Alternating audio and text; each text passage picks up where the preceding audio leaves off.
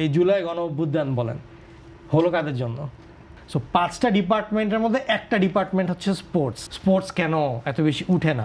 তারেক রহমান যে বাংলাদেশ মানে তৈরি শব্দ রেখেছে ওই তৈরি করতে পারবে, he has to bring something new. 52 মধ্যে এক বিসিবি নিয়ে মানুষজন এত হাউকাউ করে, বিএফএফ নিয়ে মানুষজন এত হাউকাউ করে।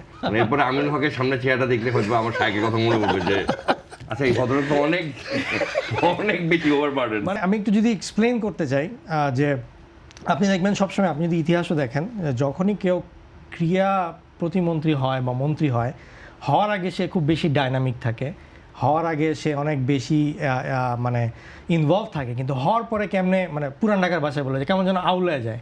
আপনি যদি দেখেন যে আপনার ইয়েকে দেখেন, পাপন সাহেবকে দেখেন, Gold's Gym across 30 plus countries with over 700 plus locations worldwide. Train anywhere, belong everywhere. বা আমাদের আরিফ খান জয় ছিল, তারা কিন্তু আউলিয়ে যায়। আউলিয়ে যাওয়ার একটা কারণ হচ্ছে এটা আমি একটু এক্সপ্লেন করি আজকে কেন আউলিয়ে যায়। সেটা হচ্ছে সবাই ক্রীড়া প্রতিমন্ত্রী হতে চায়, ঢোকার পরে দেখে এটা আসলে যুব ও ক্রীড়া মন্ত্রণালয়, এখানে যুব ওয়ার্ডটা আছে, এবং এই জিনিসটার এক্সপ্লেনেশনটা বাংলাদেশের মানুষ ততটা বুঝেও না। তার কারণ হচ্ছে যে এই ministry of youth and sports, আমি একটু এক্সপ্লেন করি জিনিসটাকে, এটা আমার আসলে এত বেশি মাথায় নেই, এই জন্য পড়ে বলতে হবে। টোটাল 5টা ডিপার্টমেন্ট আছে, ঠিক আছে? এর মধ্যে ফার্স্ট ডিপার্টমেন্ট হচ্ছে ইউথ, যেটা যুব, সেটারে আরও 3টা সাব ডিপার্টমেন্ট।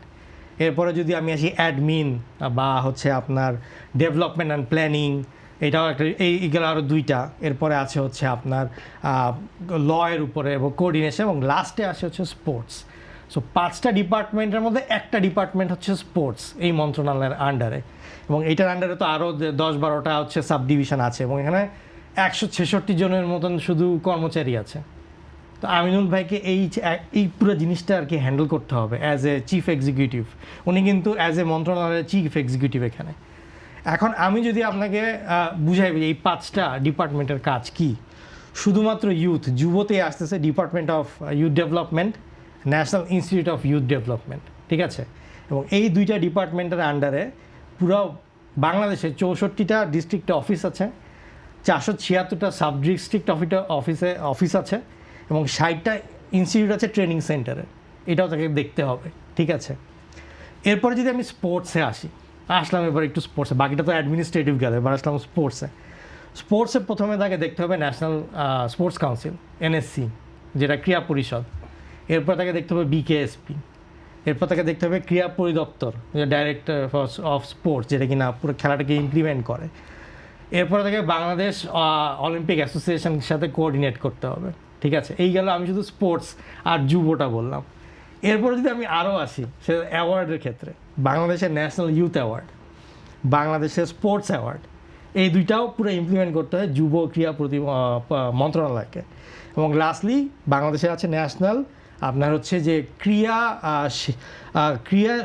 ক্রীড়াবিদ মানে আপনার কল্যাণ ফাউন্ডেশন, মানে যেসব খেলোয়াড়রা আসলে অনেক বেশি দুস্থ তাদেরকে দেখার জন্য হচ্ছে আপনার একটা ফাউন্ডেশন আছে, তাদেরকে আর্থিকভাবে সহায়তা করে। তো এই সব ডিপার্টমেন্ট কিন্তু আমিনুল ভাইকে নিজে হ্যান্ডেল করতে হবে। তার অবশ্যই সচিব আছে, নির্বাহী পরিচালক আছে, তারা কিনা হেল্প করবে, বিভিন্ন স্টাফ আছে, কিন্তু decision maker at the end of the day কিন্তু এখানে আমিনুল ভাই নিজে হবে, ঠিক আছে? এই জিনিসটা কিন্তু অনেক মানে ভাস্ট একটা জিনিস। ফেডারেশন, এবং আমি এখনো শেষও করি নাই, আমি অর্ধেক আসছি আতিফ ভাই। এরপর আমি আসি, এটা তো গেল হচ্ছে শুধু তার নিজের মিনিস্ট্রি। এরপরে তাকে মিনিস্ট্রি অফ প্ল্যানিং থেকে যদি কোনো ইউথ অ্যান্ড স্পোর্টসের প্রজেক্ট আছে সেটা থেকে কোঅর্ডিনেট করতে হবে। ফাইন্যান্স মিনিস্ট্রির আন্ডারে ইকোনমিক রিলেশনস ডিভিশন আছে, ইআরডি, আর আছে implementation monitoring and evaluation department, IMED. এই 2টারও যদি কোনো প্রজেক্ট থাকে সেটাকে তো তার কোঅর্ডিনেট করতেই হবে। এছাড়া মিনিস্ট্রি অফ ফাইন্যান্সের সাথে বাৎসরিক বাজেট বানাইতে হবে। এরপরে কোনো ন্যাশনাল আর ইন্টারন্যাশনাল যদি পার্টনার থেকে সরকারের, যারা কিনা ইউথ অ্যান্ড স্পোর্টসে কোনো কাজ করতে চায়, তাদের সাথেও কোঅর্ডিনেশন করতে হবে। এরপরে ফরেন অ্যাফেয়ার্সের সাথে কোঅর্ডিনেশন করতে হবে, যে কোনো ইন্টারন্যাশনাল দেশের কমিউনিকেশনের জন্য, সব স্পোর্টস অ্যান্ড এভরিথিং মিলায় কিন্তু। এরপরে আসতেছে ল অ্যান্ড জাস্টিস, কোনো লিগাল ম্যাটার আসলে সেগুলো হ্যান্ডেল করতে হবে। লাস্টলি আসতেছে জনপ্রশাসন, যেটা কিনা প্রাইম মিনিস্টারের সাথে তার হ্যান্ডেল করতে হবে, মানুষের স্টাফিংয়ের ক্ষেত্রে কে কী থাকবে। এরপরও লাস্টে আসতেছে স্ট্যান্ডিং কমিটি, যেটা কিনা পার্লামেন্টে থাকে 10 জনের একজন সদস্য।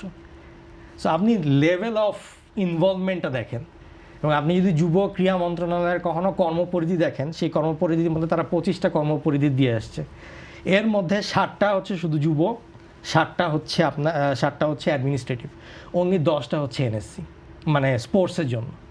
সো আমি যদি আপনার এখানে যুব ক্রীড়া মন্ত্রণালয়ের 5টা ডিভিশন, যদি 5টা আঙ্গুল চিন্তা করি, সবচেয়ে ছোটো আঙ্গুলটা হচ্ছে ন্যাশনাল স্পোর্টস কাউন্সিল, এবং এই ছোটো আঙ্গুলের মধ্যেও আছে 54টা ফেডারেশন, সরি 54 না 52-র মধ্যে এক বিসিবি নিয়ে মানুষজন এত হাউকাউ করে, বিএফএফ নিয়ে মানুষজন এত হাউকাউ করে, বাকি 50টা তো বাদ দিয়ে দিলাম। This is Y youth and sports ministry is not an easy ministry to handle, ঠিক আছে? এবং আপনি দেখেন এই জুলাই গণ অভ্যুত্থান বলেন হলো কাদের জন্য? ইউথদের জন্য। ইউথরা চাকরি পায় না, ইউথরা এমপ্লয়মেন্ট পায় না, ইউথরা প্রপারলি মেধার বিকাশ হয় না, এগুলোই তো যেগুলো আগের সরকার ঠিক মতন করেনি। যদি করতো, তাদের যদি কর্মসংস্থান থাকতো, কেউ কি রাস্তায় আন্দোলন করতো তো না। বাংলাদেশের one of the most important ministry হচ্ছে যুব ও ক্রীড়া মন্ত্রণালয়। সেখানে আমরা যুবটা ভুলেই যাই, শুধু ক্রীড়া নিয়ে থাকি। ক্রীড়ারও কয়েকটা পার্টের মধ্যে একটা পার্ট, সেটার মধ্যে হচ্ছে 52টা ফেডারেশন, তার থেকে আবার দুইটাকে নিয়ে আমরা কাজ করি, বাকি 50টার তো রিলেটিভলি খুব একটা বেশি খবর থাকে না। So my point of view হচ্ছে যে আমিনুল সাহেবের সামনে অনেক বড় চ্যালেঞ্জ, অনেক কাজ করতে হবে তাকে। সো এইখানে আমরা যদি শুধুই তাকে ক্রিকেট, ফুটবল এগুলো নিয়ে করি, মানে এটা it's one part of his work, not the entire thing. So এই কারণে আপনি দেখবেন যে আগের যে মিনিস্টার, তারা কিন্তু এসে ঢোকার পরে কিন্তু তাদের ডিসিশন মেকিংয়ে অনেক রকমের দেখা যাচ্ছে যে কখনো কখনো স্লো, কখনো কখনো, বিকজ দে আর মানে overloaded with a lot of work, যুব ক্রীড়া মন্ত্রণালয় মিলিয়ে। সো এই কারণে আমি বলছিলাম যে এই কারণে হয় কি যে কাজগুলা বা আমাদের স্পোর্টস এত বেশি অবহেলিত থেকে যায়, at the end of the day এত বেশি মানে বিকাশ করতে পারে না। সো এইটা হচ্ছে একটা বিশাল বড় রিজন আমাদের বাংলাদেশে যে স্পোর্টস কেন এত বেশি উঠে না, বিকজ একজনের হাতে অনেক কিছু, এবং তারপরে আবার নীতির অনেক কিছু ব্যাপার আছে, যেটা আমি সবসময় বলি জাতীয় ক্রীড়া পরিষদ আইনের মধ্যেই অনেক সমস্যা আছে, যেখানে কিনা দলীয়করণের অনেক জায়গা আছে, মানুষজনকে পছন্দ মতন বসানোর জায়গা, ইলেকশন নাই, ইলেকশনের নীতিমালা আছে, কিন্তু প্রেসিডেন্ট হবে হচ্ছে এনএসসি চেয়ারম্যান, যাকে সিলেক্ট করবে তাকে। তো সেই হিসাবে তো একমাত্র বিএফএফ ছাড়া, বিএফএফে একমাত্র আপনি কোনো ইনভলভমেন্ট থাকতে পারবেন না, কিন্তু বাকি সব কিছুতে গভর্নমেন্ট ইন্টারভেনশন থাকবে, এরকম একটা অপশন আছে। তো এই সব কিছু বিসিবির আপনার যে দুজন পরিচালক যে ঢুকে, ওইটা তো এক ধরনের গভর্নমেন্টের ইন্টারভেনশন বলা যায়, ইন এ সেন্স আপনি পরোক্ষভাবে বলতে পারেন, মানে একবারে ডাইরেক্ট না, বাট পরোক্ষ, যে হ্যাঁ এক দুজন রিপ্রেজেন্টেটিভ ভোটে অংশ নিচ্ছে। কিন্তু বিএফএফ এর সেই ক্ষেত্রে মানে এনএসসি যেই কয়জন আছে তারাও জাস্ট অবজারভেশন, তারা ভোট দিতে পারে না। তো এইখানে ধরেন যে একটা ভাস্ট লেভেলের অফ মানে চ্যালেঞ্জ, যেটা প্রত্যেকটা ক্রীড়া মন্ত্রী বা প্রতিমন্ত্রী পড়তে, সেটা আমিনুল সাহেবেরও পড়তে হবে। বা এটাই হচ্ছে আমার পয়েন্ট অফ ভিউ আর কি বলার ক্ষেত্রে। দারুণ বলছেন না? প্রথমে একবার শাইককে একটা থ্যাংক ইউ দেওয়া উচিত,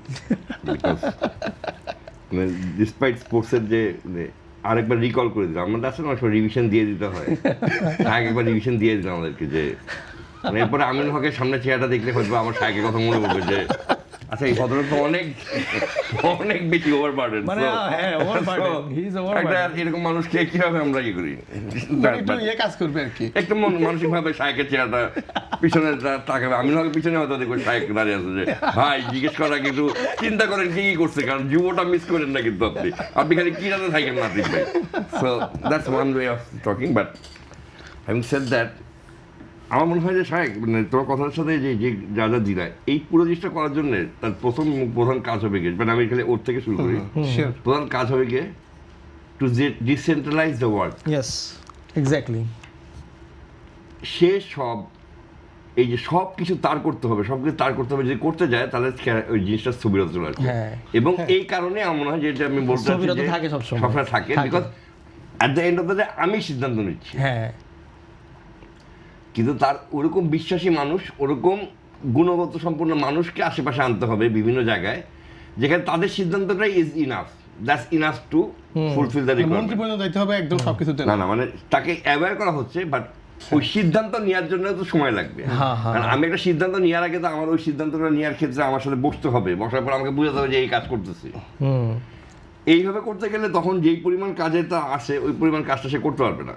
সো যুবর ক্ষেত্রে মানে ক্রীড়া ক্ষেত্রে যদি বাদ দিই, যুবর ক্ষেত্রে অন্তত তার অ্যাডমিনিস্ট্রেটিভ যে পাওয়ার হাউসগুলো আছে ওদেরকে একটু রিস্ট্রাকচার করে যদি সিদ্ধান্ত নেওয়ার ক্ষমতা দেওয়া হয়, এই প্রজেক্টটা ধরো আমাদের মানে ইনার অফিস আমাদের কি হয়, এর অফিসে কিন্তু একটা পেটি ক্যাশ থাকে যে এত টাকার মধ্যে এটা কারো ইয়ে লাগবে না, আমাদের অথরাইজ থাকে যে অফিস থেকে এত টাকা আচ্ছা এই টাকাটা পেটি ক্যাশ থেকে নিয়ে নেন। হ্যাঁ এটার উপরে টাকা হলে তখন আমরা বড় অ্যাপ্রুভালের জন্য যাবো। হ্যাঁ এরকম জিনিস এই যে বেশিরভাগ কাজই যে কাজই হবে সেই কাজের সাথে কিন্তু ইকোনমি জড়িত, ট্রু, টাকা জড়িত, কাজের স্থবিরতা কিংবা গতিশীলতা দুটোই টাকার উপর dependent.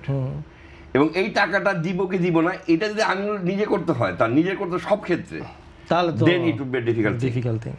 Because you cannot manage all those things. You cannot manage the whole Bangladesh just sitting. এবং একটা মানুষের পক্ষে সম্ভব না। সেক্ষেত্রে কি করতে হবে, তার ডিসেন্ট্রালাইজেশন, এবং যেটা আমাদের এই অন্যান্য মন্ত্রীদের ক্ষেত্রে আমি আগে দেখছি, বিশ্বাসের জায়গায় একটা ঘাটতি ধরা পড়ে যে উনি করতেছে, উনি কি ঠিক করতেছে, উনি কি বেঠিক করতেছে। ইফ ইউ গিভ হিম আমরা যদি কাউকে ইয়ে দিই, তিনি যদি কাউকে ওই পদটা দেন, পদটার সাথে বিশ্বাসটাও যেন দেন যে উনি ঠিক করতেছেন, উনি যেটা করছেন ওটা আমার ভালোর জন্যই করতেছেন। ট্রাস্ট করতে হবে, লাইক Trust. টিম ওয়ার্ক, একটা হ্যাঁ, টিম trust ওয়ার্ক করতে হবে। এইভাবে না করলে আমার মনে হয় না যে উনি ক্রীড়া থাকলে যুবতা যেতে পারবেন না, যুব থাকলে ক্রীড়া যেতে পারবেন না। আপনি যদি কালকে কর্মপরিধি দেখেন যে হ্যাঁ, হ্যাঁ। নয়টা, সব কিন্তু ক্রিয়া, কিন্তু কোনো যুব নাই। আপনি কাগজটা আবার দেখেন, হ্যাঁ, পাশে আমি দেখেন, দেখছি। সব কিন্তু ক্রিয়া। হ্যাঁ, because that sells. So হ্যাঁ, না, that that sells. হ্যাঁ মানে এখানে একটা বড় কথা হচ্ছে কি যে আমি এনিওয়ে ওনার যদি পিআর টিম থাকে, পিআর টিম সবসময় চাইবে যে তার ক্রীড়া। আমি বাংলাদেশের আই এম ভেরি হ্যাপি যে উনি বলছেন যে আমি ইয়ে নিয়ে আসবো, স্কুলের ইয়ে নিয়ে আসবো। খুবই I am important. Very happy, যে নয়টা পয়েন্ট দিয়েছে, very progressive, very progressive. But at the same time যে কথাটা বলতেছিল ওই কথাটার পরিপ্রেক্ষিতে বলি, যেই পরিস্থিতির উপরে ওনারা আজকে সরকার গঠন করলেন, যেই বাস্তবতার নিরিখে ওনার সরকারটা গঠন করলেন, সেটা হলো কিন্তু আন্দোলন, জুলাই আন্দোলন। সেখানে কিন্তু যুব একটা বড় পার্ট ছিল। ফরওয়ার্ড সেই যুবদের জন্য উনি কি করতেছেন, উনি ক্রীড়াবিদদের জন্য করতেছেন। যুবদের জন্য তো এখন পর্যন্ত কিছু শুরু হবে, আমি শিওর হবে, বাট আমাদের সব কিছু যদি উনি করতে চান, মানে উনি যদি সেন্ট্রালি সব কিছু করতে চান, then it will be a very big burden. মানে he has to get people, he has to hire people. মানে even if that requires আচ্ছা ঠিক আছে আমরা we are hiring one of the best in the business for 6 months consultancy basis for 12 months আমার প্রজেক্টটা দেখে দিবে। মানে নতুন কিছু আনতে হবে। মানে আমরা যেই ধ্যান ধারণা বা যেভাবে ক্রীড়া মন্ত্রণালয় চলছে, এইভাবে চললে আমার মনে হয় না যে এই ক্রীড়া মন্ত্রণালয় তারেক রহমান যে বাংলাদেশ মানে তৈরি স্বপ্ন দেখছে ওই তৈরি করতে পারবে। He has to bring something new. আরেকটা অ্যাড করি আতিক ভাইয়ের সাথে, আপনি যদি বিএনপির ইশতেহারও দেখেন হ্যাঁ। নির্বাচনী ইশতেহারে ক্রিয়ার যদি 1 পেজ থাকে, আপনি ইউথটা দেখেন 3 পেজের, ঠিক আছে? সো ইউথ নিয়ে অনেক প্ল্যান বিএনপির আছে যেটা তারা করতে চায়, কিন্তু সেটা করতে গেলে হ্যাঁ কিছু জিনিস হয়তো শিক্ষার সাথে মার্চ হয়ে যাবে। কয়েকটা পয়েন্ট আছে যেটা মিনিস্ট্রি অফ এডুকেশন দেখবে, মিলন সাহেবের হাতে হয়তো চলে যাবে, ববি হাজ্জাজ সাহেবের হাতে চলে যাবে, কিন্তু মেজরিটি অফ ইট আসবে হচ্ছে training and development of the youth. তো সেই ক্ষেত্রে ইউথে আবার হচ্ছে আপনার ইউথ ডিফাইন করে হচ্ছে 18 বছর বয়স থেকে 35 বছর বয়স। এটা বাংলাদেশের কনস্টিটিউশনে 18 থেকে 35 হচ্ছে ইউথ, মানে যুব। তো সেখানে আপনার চাকরি ব্যাপারগুলো আসে, ট্রেনিংয়ের ব্যাপারগুলো আসে, স্কিলসের ব্যাপারগুলো আসে, ওগুলো কিন্তু আবার আপনাকে মিনিস্ট্রি অফ এডুকেশন দিতে পারবে না, ওইটাকে আনতে হবে যুবর এই ইনস্টিটিউটের আন্ডারে।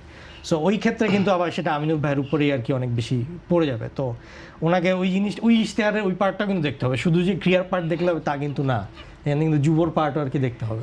কারণ এটা যে মানে কারণ এটা হচ্ছে কি যে আমার যেটা বলছি সেটা হচ্ছে যে যেভাবে চলছে বাংলাদেশের ক্রিকেট, মানে বাংলাদেশ ক্রিকেট না বাংলাদেশের ক্রীড়া মন্ত্রণালয়, এইভাবে চললে যদি উনি ওটাকে বেঞ্চমার্ক ধরে, then I think that we'll get another মানে joy or another something like that.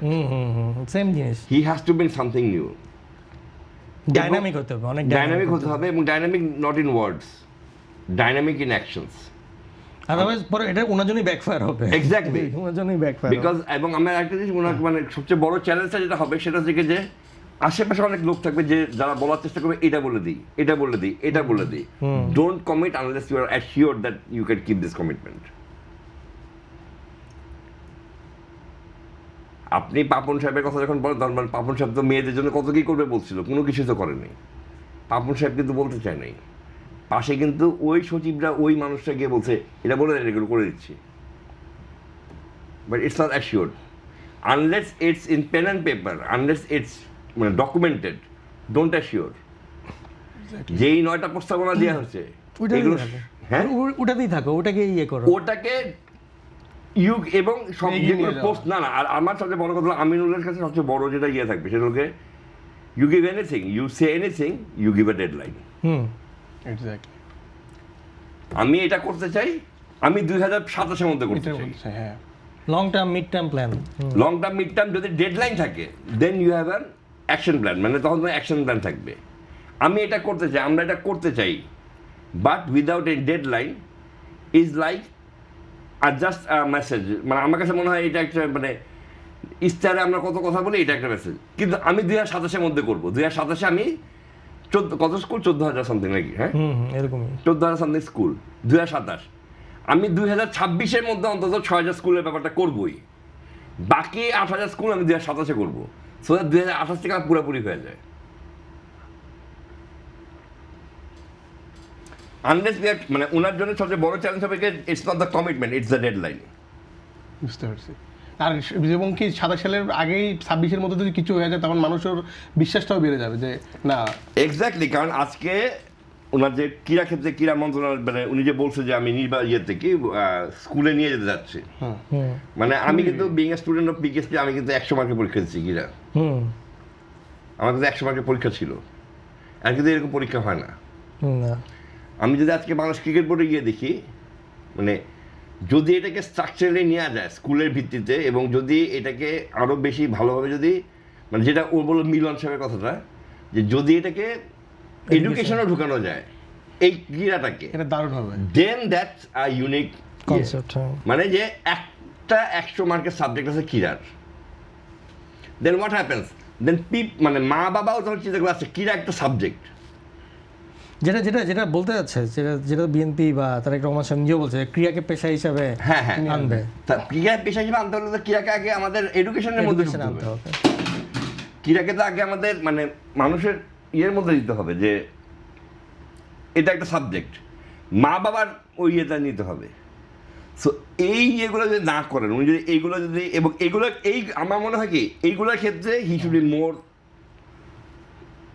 More more frequently working with মানে ক্রীড়া মন্ত্রণালয়, মানে যুব মন্ত্রণালয়, মানে education minister, other things, because that will make তখন এই ক্রীড়া যে সাবজেক্টটা হলো বা এই ক্রীড়া সাবজেক্টটা করার ক্ষেত্রে আরও যে কর্মসংস্থান হলো, সেই কর্মসংস্থান যুবকদের,